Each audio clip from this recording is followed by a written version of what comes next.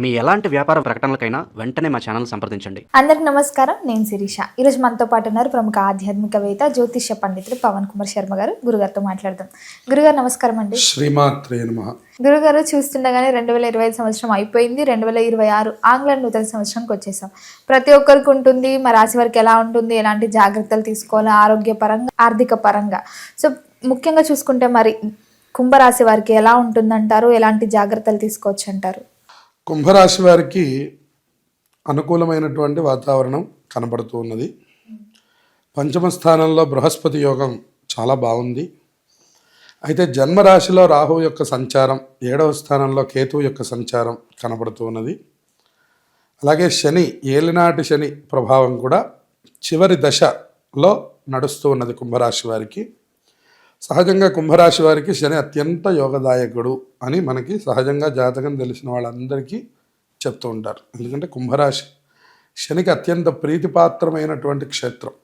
కాబట్టి కుంభరాశి వారికి ఏలినాటి శని కూడా చివరి భాగంలో ఉండడం, దానివల్ల ఒక మంచి శుభయోగాలే కలుగుతూ ఉన్నాయి అనేటువంటి విషయాన్ని చెప్పుకోవచ్చు.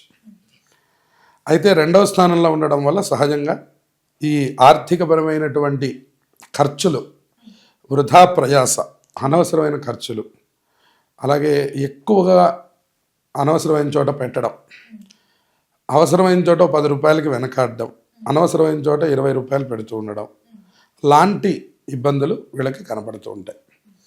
అలాగే జన్మరాశిలో రాహు ఉండడం వల్ల మాట త్వరగా రావడం, తొందరపడి మాట్లాడుతూ ఉండడం, అయ్యయ్యో ఈ మాట నేను మాట్లాడి ఉండకూడదు అని మళ్ళీ వెనక్కి తీసుకోవడం, అటువంటివి కూడా కనపడుతుంటాయి. నోరు జారడం అంటాం మనం. దాని ఎందు కూడా ఈ కుంభరాశి వారు జాగ్రత్తలు వహించాలి. ఆగస్టు చివరి భాగం వరకు రాహువు జన్మరాశిలోనే సంచారం చేస్తున్నాడు, తర్వాత వ్యయంలోకి వెళతాడు. అప్పటి వరకు కొద్దిగా వీళ్ళు జాగ్రత్తలు పూర్తిగా తీసుకోవాలి. జూన్ వరకు కూడా జూన్ 30 వరకు కూడా ఈ గురు బలం చాలా బాగుంది పంచమ స్థానంలో. దానివల్ల ఆర్థికపరమైనటువంటి ఇబ్బందులు ఏమీ ఉండవు. కొద్దిగా ఎక్కడైనా డబ్బు వెళ్ళిపోయినా ఆ ఖర్చు అయిన డబ్బు మళ్ళీ చక్కగా మళ్ళీ వస్తూ ఉండడం, మళ్ళీ ఖర్చు పెడుతూ ఉండడం, మళ్ళీ వస్తూ ఉండడం, మళ్ళీ ఖర్చు పెడుతూ ఉండడం లాంటి వ్యవస్థలు జరుగుతూ ఉంటాయి. గురుగారు, మరి ముఖ్యంగా ఈ కుంభరాశి అయిన విద్యార్థులకు ఎలా ఉంటుందంటారు? విద్యార్థులకి గురుబలం ప్రథమార్థంలో చాలా బాగుంది. దానివల్ల అన్ని పరీక్షలు ఉత్తీర్ణతను సాధిస్తారు. ఏకాగ్రత లోపిస్తుంది వీళ్ళకి. దాని గురించి ఏకాగ్రత కోసం కొంత ప్రయత్నం చేయాలి. రాహు ప్రభావం చేత కూడా ఎక్కువ తిరగడానికి ఇష్టపడుతూ ఉండడం, భోగాల్ని అనుభవించాలని, ఎప్పుడూ ఏదో ఎంజాయ్మెంట్కి వెళ్ళిపోవాలని చెప్పని అనుకుంటూ ఉండడం, అలాగే ఏదో ఒక బయట విహారానికి తిరగాలి అని అనిపిస్తూ ఉండడం, పూజ పట్ల కానీ, చదువు పట్ల కానీ, ఇంట్లో ఉండే వాతావరణం పట్ల కానీ ఎక్కడా శ్రద్ధ లేకుండా ఉంటూ ఉంటారు ఈ కుంభరాశి విద్యార్థులు, చిన్నపిల్లలు. వాళ్ళ పట్ల జాగ్రత్తలు తీసుకొని అమ్మవారి ఆరాధనని తల్లిదండ్రులు చేస్తూ ఉండే మంచి యోగాలు కలగడానికి అవకాశం ఉంటుంది. గురుగారు, మరి ముఖ్యంగా ఉద్యోగ వ్యవస్థలో ఉన్న వారికి సంవత్సరం ఎలా ఉంటుందంటారు? ఉద్యోగం మార్చడమైనా, ఉద్యోగం స్ట్రెస్ ఉంది వేరేది మారుద్దాం అనుకుంటుంటారు కదా. సో ముఖ్యంగా చూసుకుంటే మరి ఉద్యోగ వ్యవస్థలో ఉన్న వారికి ఎలా ఉంటుందంటారు? ఉద్యోగ వ్యవస్థ అనుకూలమైనటువంటిదిగానే ఉంది, కానీ కొత్తగా ఎవరైతే ఉద్యోగ ప్రయత్నాలు చేస్తున్నారో వారికి అనుకున్నంత శుభయోగాలు రావడం లేదు.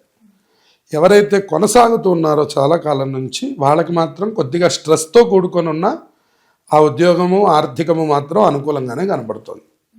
మిగిలినటువంటి చిన్న చిన్న వాగ్వాదములు, చిన్న చిన్న చోట్ల మాట పట్టింపులు, అధికారులతో వాళ్ళతో కూడా చెయ్యని పనికి మాటలు పడవలసి రావడం, అలాగే మనం చెప్పినటువంటిదే పక్క వాళ్ళు చెప్పి మాటలు వాళ్ళు చక్కగా మార్కులు తీసుకోవడం, మనం ఎక్కడ వాళ్ళం అక్కడే ఉన్నామే అనే అభిప్రాయం కూడా కనపడుతూ ఉంటుంది. అంటే మనం అనుకున్నటువంటి దాన్నే పక్కనున్నటువంటి వాళ్ళు చెప్పి అదే విషయాన్ని వాళ్ళు చాలా గొప్పగా వాళ్ళ మాటలు తీసుకుంటూ ఉంటారు. ఈ రకమైనటువంటి పరిస్థితి కుంభరాశి వారికి కనపడుతూ ఉంది. కొత్తగా ఉద్యోగ ప్రయత్నాలు చేసేవారికి జూన్ లోపల వస్తే అవకాశంగా ఉంది, కానీ తర్వాత కొంచెం ఇబ్బందులు అనేటటువంటివి కనపడుతూ ఉన్నాయి. దాని మీద కొంత జాగ్రత్తలు తీసుకోవాలి. నిత్యము సుబ్రహ్మణ్య స్వామి వారిని కొలుచుకోవడం కానీ, లేదంటే దేవాలయానికి వెళ్ళి దర్శనం చేసుకోవడం కానీ, రోజు సుబ్రహ్మణ్య కరావలంబ స్తోత్రం చదువుకోవడం వల్ల కానీ మంచి శుభయోగాలు ఉద్యోగస్తులకి కలగడానికి అవకాశం. గురుగారు ముఖ్యంగా మరి ఎవరికైతే వివాహం జరగలేదో గత సంవత్సరం నుంచి వివాహ ప్రయత్నాలు చేస్తున్న వారికి మరి ఈ కుంభరాశి వారికి 2026 సంవత్సరంలో వివాహ యోగం ఉందంటారా? గురుబలం ప్రథమార్థంలో చాలా బాగుంది. ఎవరికైతే ఈ జూన్ లోపలగా ఉన్నటువంటి కాలం వివాహానికి అనుకూలంగా ఉంది. ఆఫ్టర్ జూన్ ఏదైతే తర్వాత భాగం ఉందో అది అంత అనుకూలంగా లేదు అని చెప్పుకోవాలి. అందుకని ప్రథమార్థంలోనే వీళ్ళు ప్రయత్నం చేస్తే వివాహం పట్ల మంచి ఫలితాలు పొందుతారు. గురుగారు ఎవరికైతే వివాహం జరిగి సంతాన ప్రయత్నం చేస్తుంటారు, సంతానం లేదని బాధపడుతుంటారు, మరి ముఖ్యంగా చూసుకుంటే ఈ కుంభరాశి వారికి ఈ సంవత్సరంలో సంతాన యోగం కలిగే ఛాన్సెస్ ఉన్నాయంటారా? సంతానానికి అనుకూలంగానే ఉంది. ఏదైతే వీళ్ళు చాలా కాలం దీర్ఘకాల ప్రయత్నం చేస్తున్నారో వాళ్ళకి అనుకూలంగా ఉంది. ఒకసారి కాళహస్తి కానీ మనకి గుంటూరు దగ్గర పెదకాకాని అనే ఒక సర్పక్షేత్రం కూడా ఉంది. అక్కడ దర్శనం చేసుకున్న మోపిదేవి అని సుబ్రహ్మణ్యుడి క్షేత్రం ఉంది. ఈ 3 చోట్ల ఎక్కడ దర్శనం చేసుకున్నా ఈ సంవత్సరం కుంభరాశి వారికి తప్పక సంతానం కలుగుతుంది. ముఖ్యంగా మరి సంతానం పట్ల ఎలాంటి జాగ్రత్తలు తీసుకోవచ్చు అంటారు? సంతానం పట్ల వీళ్ళు అనుకున్నటువంటి స్థాయిలో సంతృప్తి కలగకపోవడం, సంతాన పరంగా అభివృద్ధిగానే ఉంటుంది. సంతానం చేసేటటువంటి పనులలో కొంచెం చిన్న చిన్న సమస్యలు ఉంటూ ఉంటాయి. ఆర్థిక పరంగా ఏమీ ఇబ్బందులు లేవు. అలాగే సంతానం పట్ల కూడా చాలా ఇబ్బంది పెద్దగా ఏమీ కనిపించట్లేదు.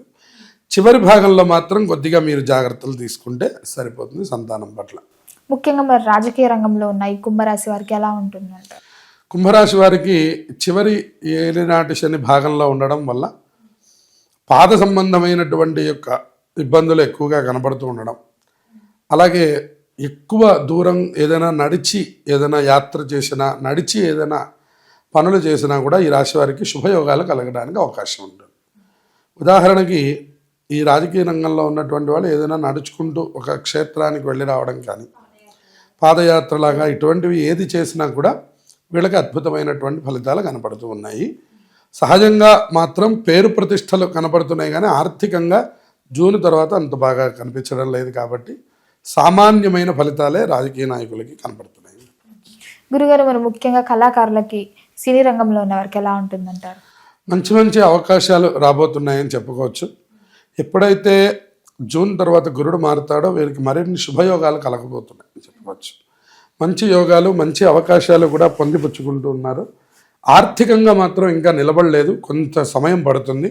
కాకపోతే ఎప్పటి నుంచో చూస్తున్న అవకాశాలు అవి మాత్రం మనల్ని వెతుక్కుంటూ మన దగ్గరికి వస్తున్నాయి. వాటిని సద్వినియోగం చేసుకుంటూ ఉండండి. ఈ సంవత్సరాన్ని విజయవంతం చేసుకుంటారు. గురుగారు మరి ముఖ్యంగా చూసుకుంటే దూర ప్రయాణాలు చేయాలంటే చాలా మంది భయపడుతున్నారు. మరి ముఖ్యంగా ఈ కుంభరాశి వారు ఈ సంవత్సరంలో దూర ప్రయాణాలు చేయొచ్చు అంటారా? దూర ప్రయాణాలు చేయడానికి పెద్దగా ఇబ్బందులు ఏమీ కనిపించడం లేదు. కాకపోతే శని అనుకూలంగా లేకపోతే మాత్రం దూర ప్రయాణాలు కొద్దిగా ఇబ్బందులు కలిగిస్తాయి. అందువల్ల జాగ్రత్తలు తీసుకొని ప్రయాణాలు చేస్తే మంచి శుభయోగాలే కలుగుతాయి, ఇబ్బంది లేదు. గురుగారు మరి ముఖ్యంగా ఈ నూతన సంవత్సరంలో పెట్టుబడులు పెడుతుంటారు, కొత్త వ్యాపారాలు చేస్తుంటారు, సో చేయొచ్చు అంటారా ఈ కుంభరాశి వాళ్ళు? చక్కగా చేయవచ్చు. కుంభరాశి వారికి పరిపూర్ణంగా వ్యాపార ధోరణి బాగా కనబడుతూ ఉంటుంది. అందువల్ల వ్యాపారస్తులకి ఏమీ ఇబ్బంది లేదు.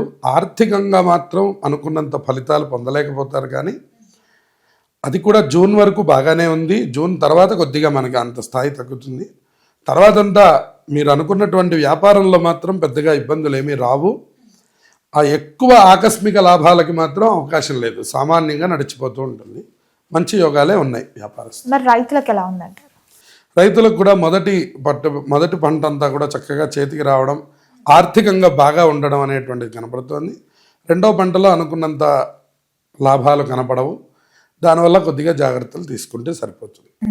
గురుగారు మరి ఈ ఏడాదంతా కుంభరాశి వారికి కలిసి రావాలంటే ఏ దైవాన్ని పూజించమంటారు? ఎలాంటి పరిహారాలు చేసుకోవచ్చు? ప్రతి శనివారం కూడా వెంకటేశ్వర స్వామి వారి ఆలయాన్ని సందర్శనం చేస్తూ ఉండండి. చక్కగా రాహువు యొక్క దోషం పోవడానికి సుబ్రహ్మణ్య ఆరాధన బాగా చేయండి.